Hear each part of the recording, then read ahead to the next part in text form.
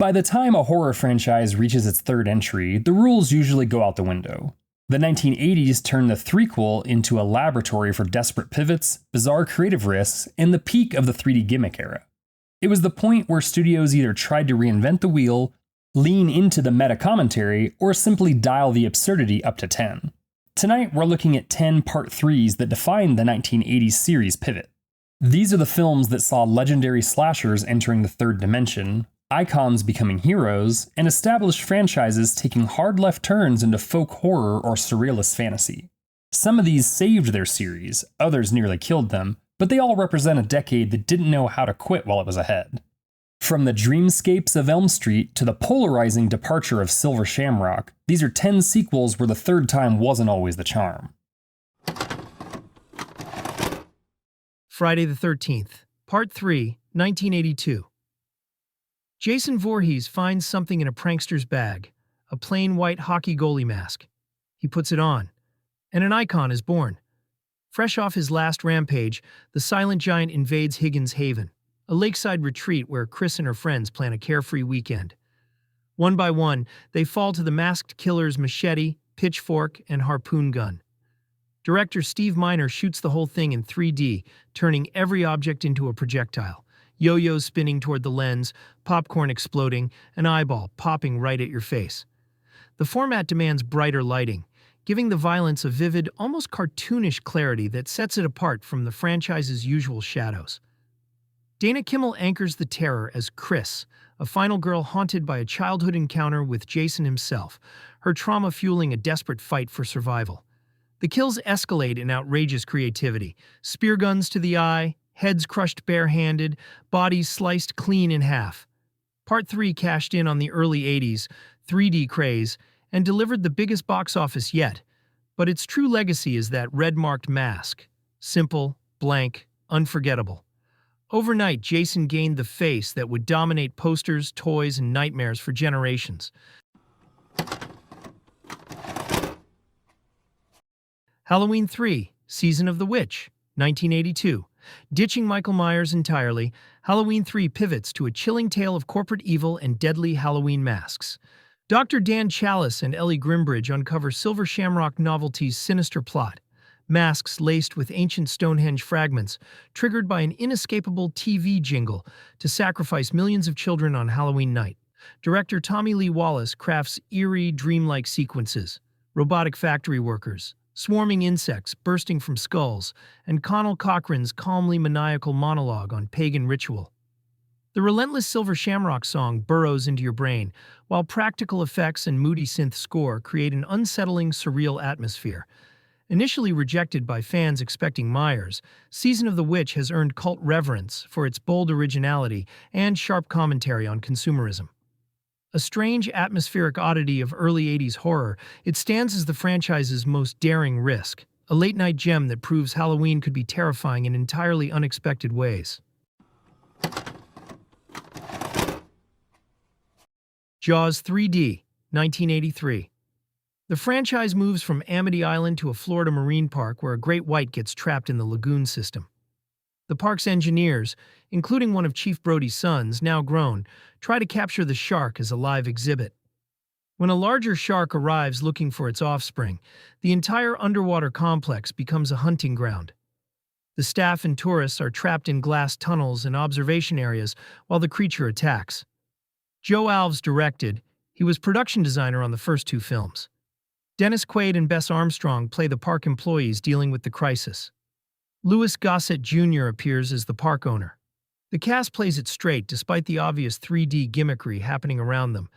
Every sequence is staged to throw something at the camera. Reaching hands, debris, the shark's jaws all thrust directly at the viewer. The 3D effects are the entire reason this exists. Some work adequately, others became infamous. The underwater photography uses actual SeaWorld locations mixed with tank work and miniatures that don't always blend convincingly. Released during the early 80s, it's more spectacle attempt than actual thriller. The 3D staging constantly interrupts any tension the script tries to build. For those interested in 80s franchise desperation and 3D theatrical gimmicks, or enjoying it as unintentional camp. Amityville 3D 1983. Skeptical journalist John Baxter buys 112 Ocean Avenue to debunk its legends. With his estranged wife Nancy and partner Melanie, he dives in, only to unleash real danger. Walls bleed, objects fly, appliances rebel. What starts as research spirals into desperate survival as the evil fights back against scrutiny. Richard Fleischer embraces 3D spectacle, hurtling threats, immersive shadows, gimmicks that burst from the screen. Tony Roberts' rational Baxter unravels in an irrational nightmare, while Tess Harper's Nancy provides emotional depth, and Candy Clark's Melanie adds grounded vulnerability. The house feels aggressively alive, every room a potential ambush, with breathing walls and shifting staircases. Effects mix practical stunts with playful 3D flair, slamming doors, floating knives, kinetic chaos. It amplifies the claustrophobic unpredictability of haunted spaces. It shifts from psychological depth to visual thrills while preserving the cursed mythology. Themes of hubris, curiosity, and persistent evil endure across occupants. A bold, chaotic entry that stands out for its innovative spectacle and relentless energy. Psycho 3, 1986. Picking up after the events of Psycho 2, Norman Bates attempts to lead a normal life running the motel, but his past lingers. A troubled former nun, Maureen Coyle, arrives at the property, mirroring the fateful arrival of Marion Crane decades earlier. Meanwhile, a persistent journalist digs into the Bates family history, pushing Norman toward old patterns, as the voice and influence of Mother return to demand more blood to maintain their fragile home. Anthony Perkins returned to star and directed this installment. He brings an unsettling understanding of the character, treating Norman with a mix of pathos and eerie detachment. Jeff Fahey plays the opportunistic drifter Dwayne Duke, hired at the motel, while Diana Scarwood portrays the vulnerable Maureen. The cast treats the material with unexpected seriousness, which elevates the film above a standard low-effort slasher sequel. Perkins adopts a stylized, atmospheric approach, leaning into the gothic decay of the motel and the house. The cinematography is moody and fluid, emphasizing Norman's shattered psyche through deliberate shadow work rather than jump scares. While it lacks the groundbreaking nature of the 1960 original, the practical makeup effects for Mother are effectively gruesome, and Carter Burwell's score provides a haunting departure from Bernard Herrmann's iconic music. Arriving when the Psycho franchise was evolving into a dark, character-driven tragedy, the film serves as a somber reflection on the trauma of the original. Rather than acting as a mindless body count movie, it explores the cycle of abuse and insanity. It remains the most personal sequel, defined by Perkins's intimate, decades-long connection to the character and his evolving take on Norman's profound, dangerous loneliness. A Nightmare on Elm Street 3, Dream Warriors, 1987. The last survivors of Elm Street are locked away in Weston Hills Psychiatric Hospital, diagnosed as disturbed, drugged to stay awake. But the dreams still come, and so does Freddy. Nancy Thompson returns, now older and wiser, to guide a new group of teens who discover they can fight back in the dream world, harnessing powers drawn from their deepest selves. Together, they become the Dream Warriors. Director Chuck Russell unleashes the franchise's full imagination. Acrobatic flips, slicing through nightmares. Wizard spells clashing with razor gloves. A primetime TV execution that shocks and delights. Patricia Arquette leads a vivid ensemble, each team given distinct flair and heartbreaking vulnerability, while Robert Englund's Freddy sharpens into the gleefully cruel showman fans adore. Elaborate set pieces, inventive kills, and a richer backstory elevate the horror into spectacle. Practical effects and dream logic reach bold new heights, blending terror with adolescent empowerment.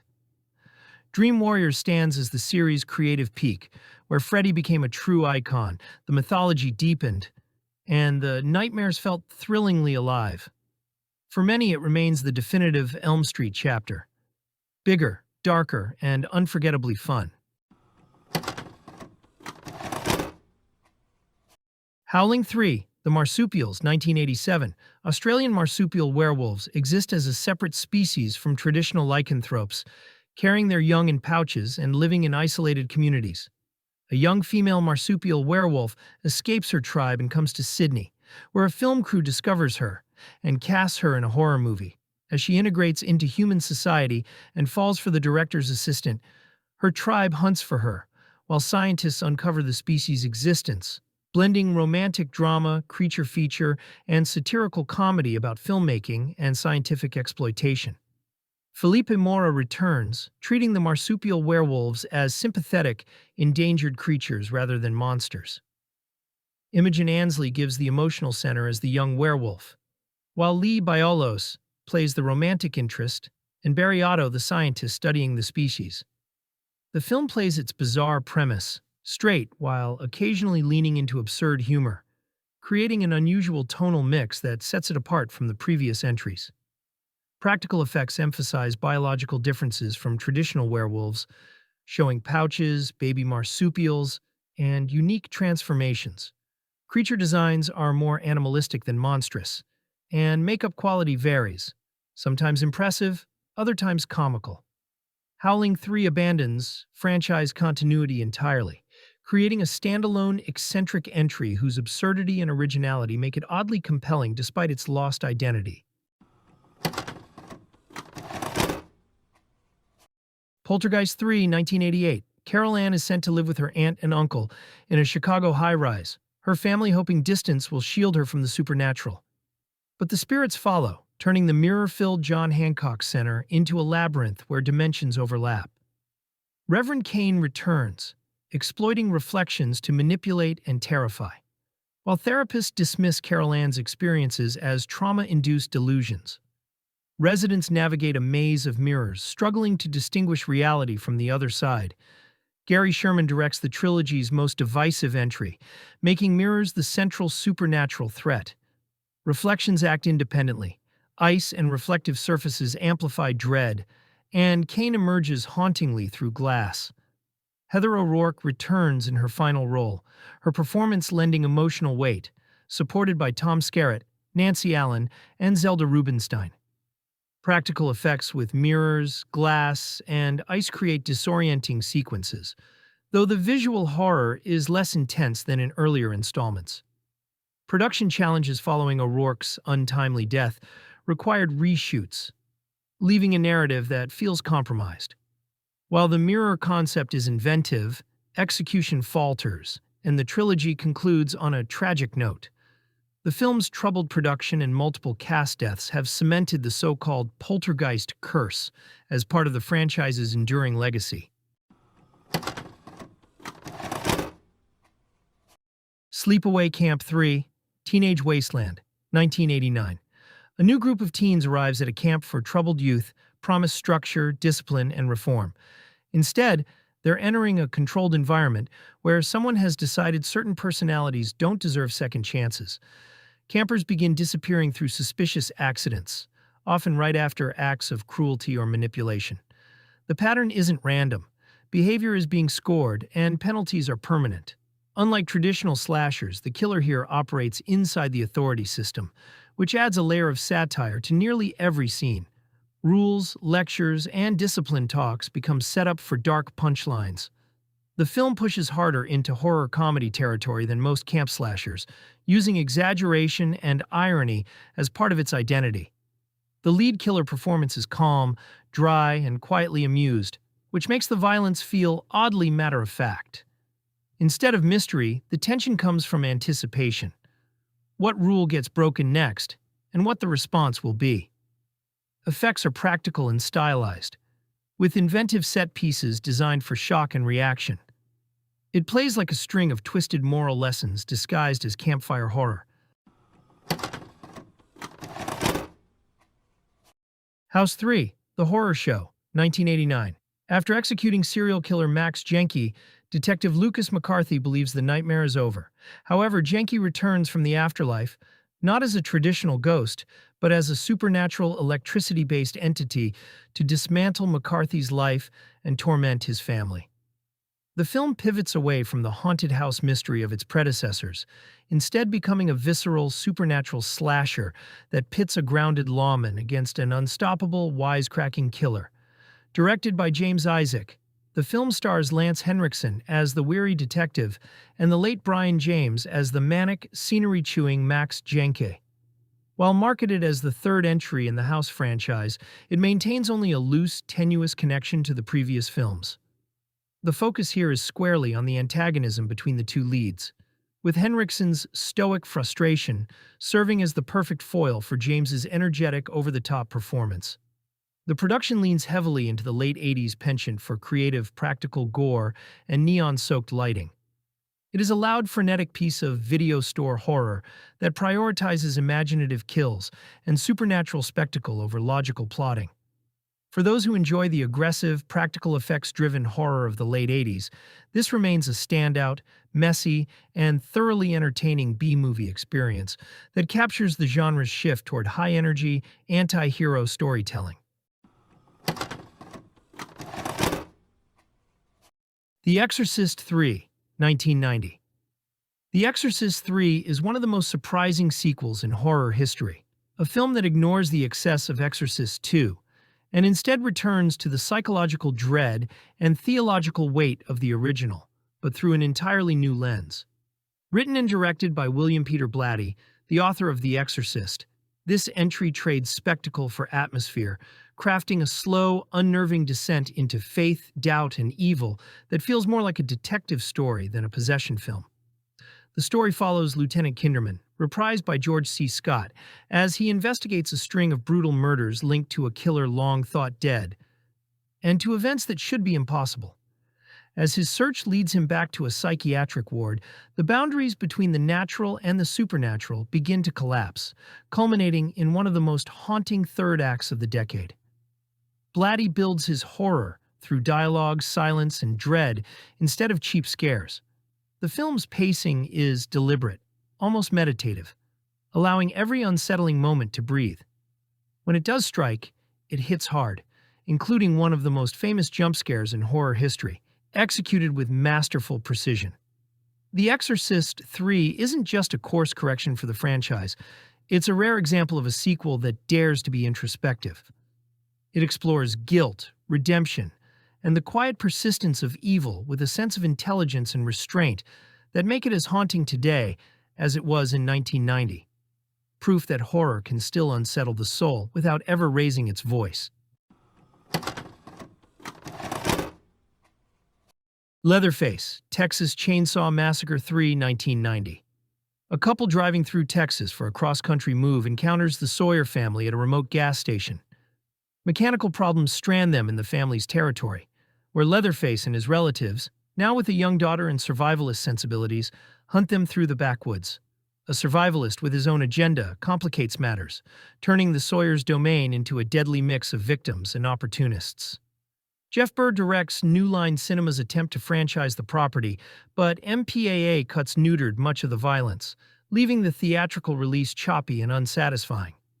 Kate Hodge and William Butler play the stranded couple, and Ken Foree rounds out the potential victims. R.A. Mihailoff takes over as Leatherface, emphasizing childlike and sympathetic qualities amid his brutality. Practical gore by KNB exists mostly in uncut versions, with the Sawyer family's lair featuring corpse furniture and bone decorations. The Chrome Chainsaw and Little Girl edition attempt new mythology, while the survivalist subplot adds action beyond pure horror. Compromised by censorship, the theatrical version fails to generate true scares, leaving Leatherface a frustrating installment and putting the franchise on hold for years before one final attempt. Child's Play 3, 1991. 8 years after the nightmare began, now 16-year-old Andy Barkley trades foster homes for the iron discipline of Kent Military School. New start, strict rules. No one believes his stories about a killer doll. They should have listened. When PlayPals restarts the good guy line, Chucky rises from melted scraps, reborn, furious, and mailed straight to the academy. His target, finish the soul transfer into Andy before it's too late. Director Jack Bender thrusts the pint-sized psycho into a world of drills, bullies, and live ammunition. Justin Whalen steps in as the hardened teenage Andy, carrying scars no cadet should have, while young Jeremy Silvers plays Tyler, the innocent new kid who briefly befriends the wrong toy. Brad Dourif's voice drips venom and venomous wit, turning every quip into a death threat. Practical effects go big. Chucky rigging gym equipment, swapping paintballs for real bullets in war games, orchestrating explosions and gruesome ends in a haunted carnival finale. The Academy's order crumbles into chaos. Garbage truck crushings, fan blade slicings, heart attacks induced by sheer terror. Evil adapts, hides in plain sight, and strikes when least expected. Child's Play 3 drives home a brutal truth. Some traumas don't fade with age.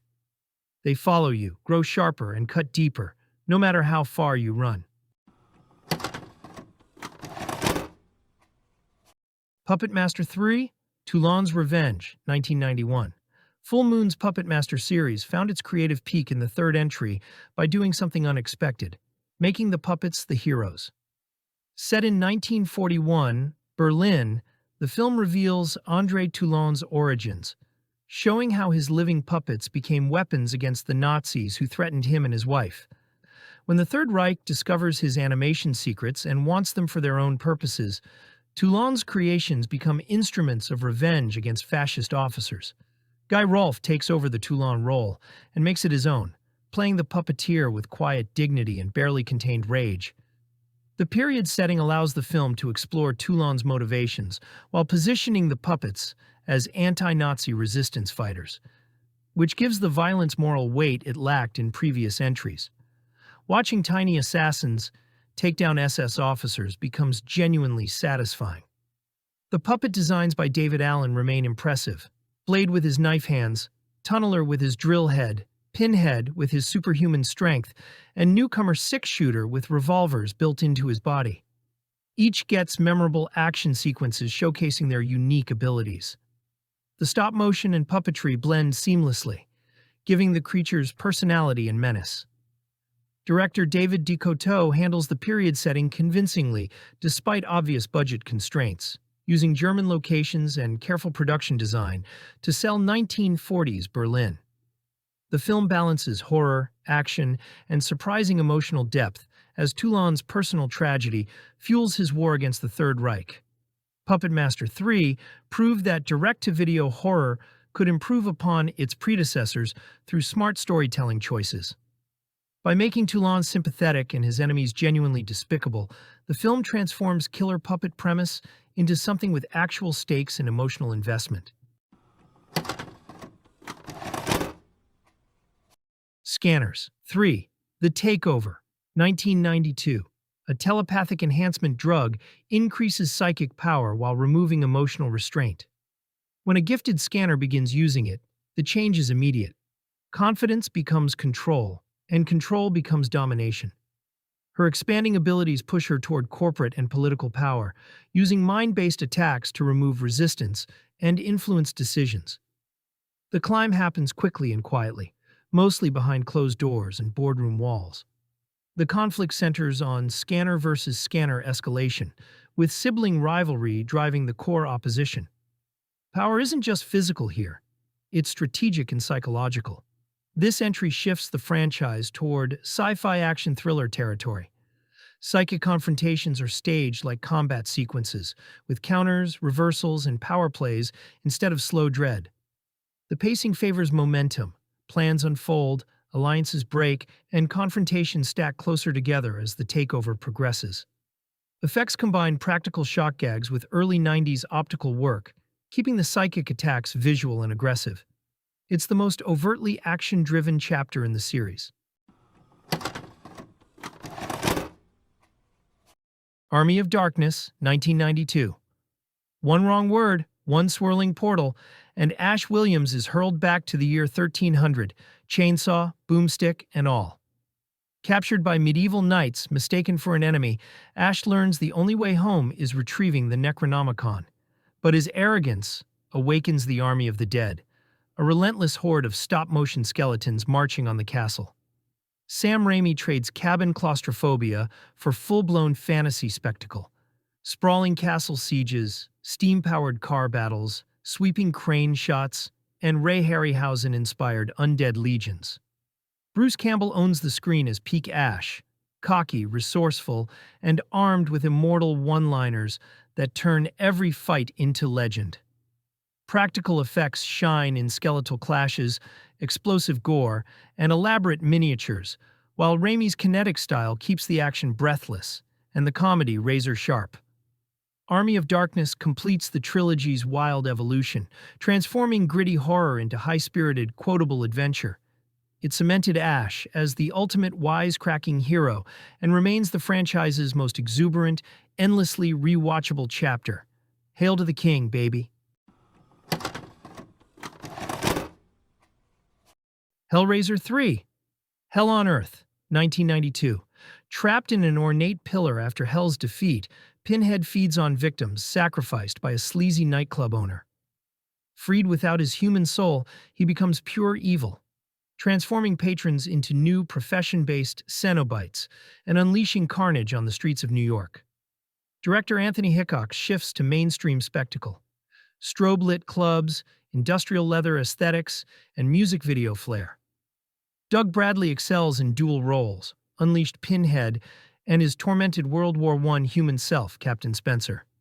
Terry Farrell anchors the chaos as a determined reporter racing to restore Pinhead's humanity, while Paula Marshall adds tragic obsession.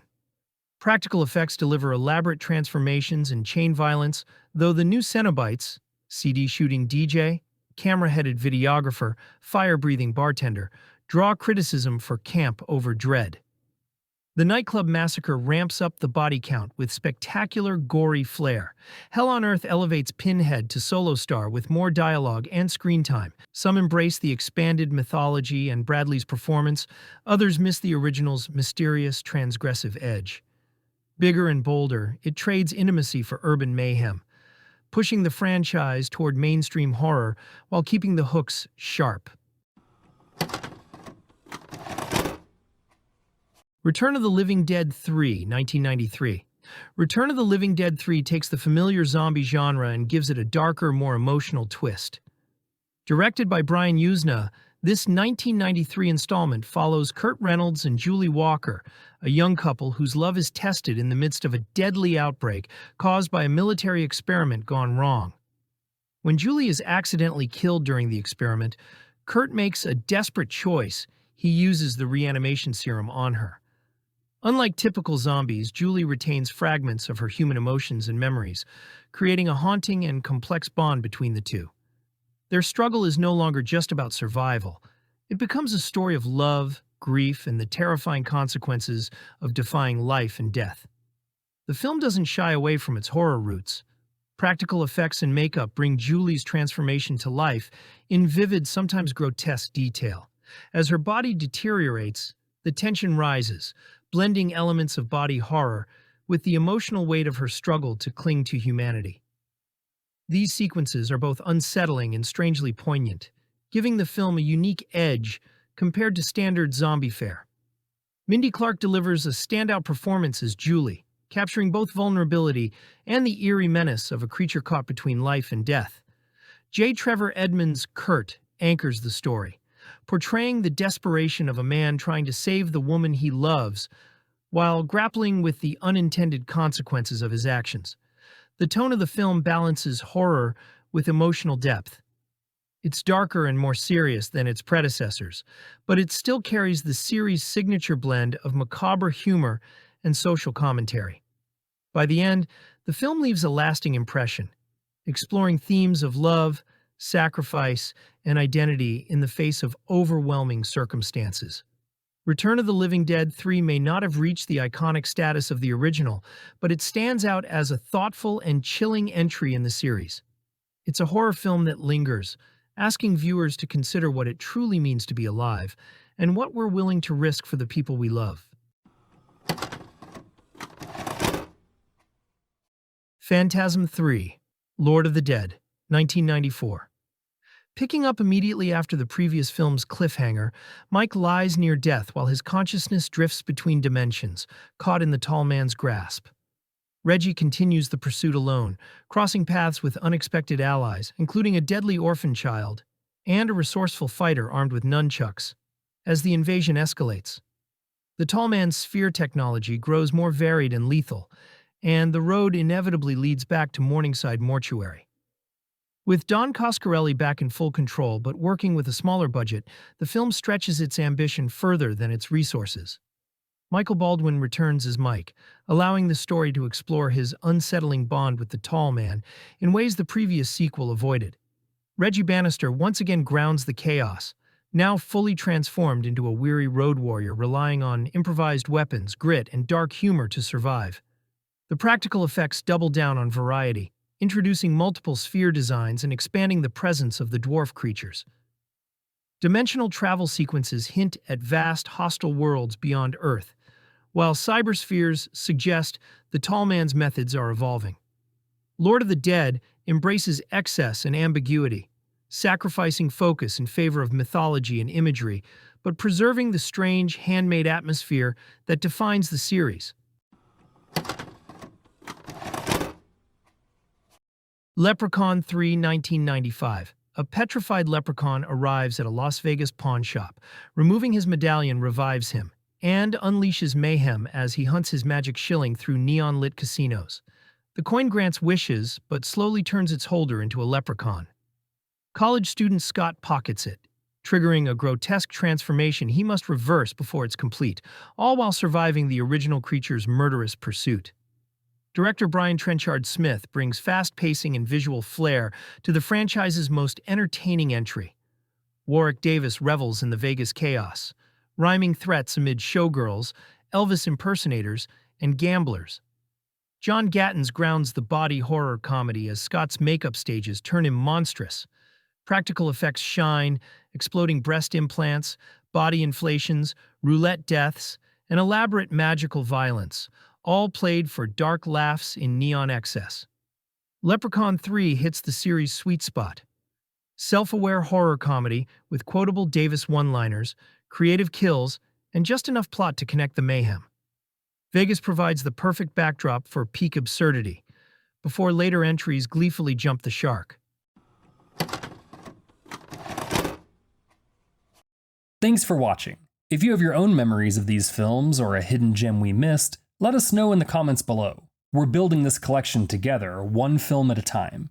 And remember, always be kind and rewind, because every movie is somebody's favorite.